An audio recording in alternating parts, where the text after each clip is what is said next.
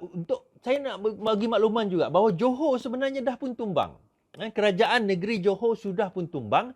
Sebagaimana yang saya sebut pada malam lepas dan 2 malam lepas, bahawa kerajaan Johor sudah pun tumbang. Kenapa saya kata tumbang? Sekarang ini Osman Sapian, bekas Menteri Besar Johor, dilihat sudah pun bersama dengan pejuang. Dan saya dengar rumors, ini orang amanah kena verify, bahawa sekarang ini ada ura-ura Osman Sapian tengah menarik orang-orang amanah untuk bersama dengan pejuang Johor. Ini saya dengar rumors. Betul atau tidak, wallahualam. Sekarang ini ada ura-ura mengatakan Osman Sapian tengah menarik pejuang Johor untuk bersama dengan amanah Johor untuk bersama dengan pejuang bagi membentuk kerajaan negeri yang baru. Sekarang ini keadaan berada di dalam 28-28. Dipanggil hung government, kerajaan tergantung. Bila kerajaan tergantung, tak ada siapa yang boleh menentukan siapa menyebelahi sesiapa. So, the only way mereka boleh nak gerakkan perkara ini adalah bila amanah kena bersama dengan parti. Tak boleh juga sebenarnya, sebab selagi mana parti keadilan tak bersama pun tak boleh juga.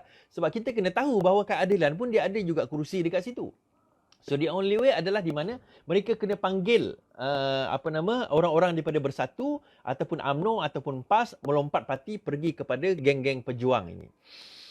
Interestingly juga ada yang mengatakan kalau Johor tumbang, sekarang ini yang menyekat daripada Johor tumbang adalah Sultan. Bagi Sultan, dan saya rasa itu adalah bidang kuasa baginda, terpulang sekarang ini. Dan bagi Sultan, kalau sekiranya Johor itu hendak menjadi tumbang sekalipun, dia bukan ada orang kata, oh Sultan yang menyebelahi UMNO. Bagi saya tak, Sultan tak menyebelahi UMNO. Sultan menyebelahi orang yang berkuasa di peringkat pusat. Sultan Johor tak nak negeri Johor menjadi negeri pembangkang. Bagi saya dia macam tu. Bagi saya satu permintaan yang fair lah. It's a fair request, kita kata. Satu permintaan yang adil daripada Sultan, di mana baginda tak nak di Johor ni jadi negeri pembangkang macam Selangor, macam dulu Perak lah. Macam mungkin Negeri Sembilan dan sebagainya. For me, it's a fair request. So, sekiranya itu berlaku dalam keadaan yang ada sekarang, melainkan kalau tiba-tiba 30 orang, 30, 20 tu lain cerita lah. Itu dalam keadaan lain cerita. Tetapi bila hung government, kerajaan tergantung ini, dalam keadaan itu sebenarnya dia kena memain peranan untuk nak, nak menentukan. Baginda memain peranan untuk menentukan supaya tidak bertukar kerajaan. Saya nampak bahawa ada kemungkinan, ada yang kata kepada saya, ada kemungkinan kalau sekiranya kerajaan Johor itu jatuh, berkemungkinan juga Dewan Rakyat Parlimen itu akan dibubarkan juga sekaligus bersama dengan Johor. Kemungkinan itu ada. Saya tidak menolak kebarangkalian perkara itu daripada berlaku. Bahawa Johor dengan tumbangnya Johor boleh tumbangnya juga negara ini, dan juga pilihan raya umum boleh dilakukan dengan keadaan itu berlaku. Possibilities itu ada. Walaupun saya percaya Muhyiddin Yassin akan cuba sebaik mungkin untuk menahan daripada berlakunya pilihan raya umum.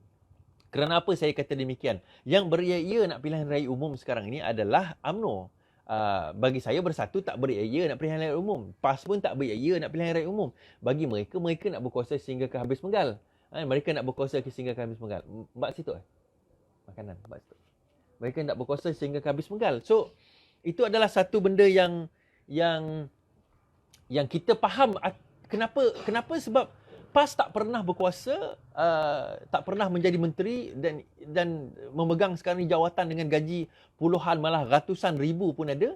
Maka apabila mereka memegang kawasan ini, dah sedap lah pegang jawatan beratus ribu gaji ni, dah kira sedap lah. Bercuti pun boleh pergi ke Turki kan, Taqiyuddin. Lepas tu bila balik Turki tak payah pergi kuarantin pula tu, kira sedap dah lah kan. Dah jadi menteri, siap boleh marah pula kan.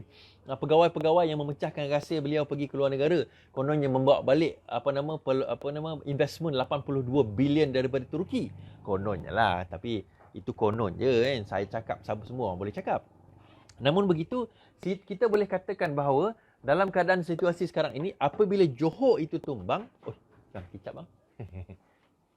Apabila Johor itu tumbang, order mamak tadi kan. Johor itu tumbang, maka kebarangkalian untuk PRU berlaku itu juga ada. Possibilities itu ada. Sebelum ini saya berlapik sikit cakap tentang Sultan kan. Tapi sekarang ini bagi saya nampak peranan Sultan itu sangat penting dalam menentukan agar Johor tidak tumbang sehinggalah bertukarnya kerajaan pusat.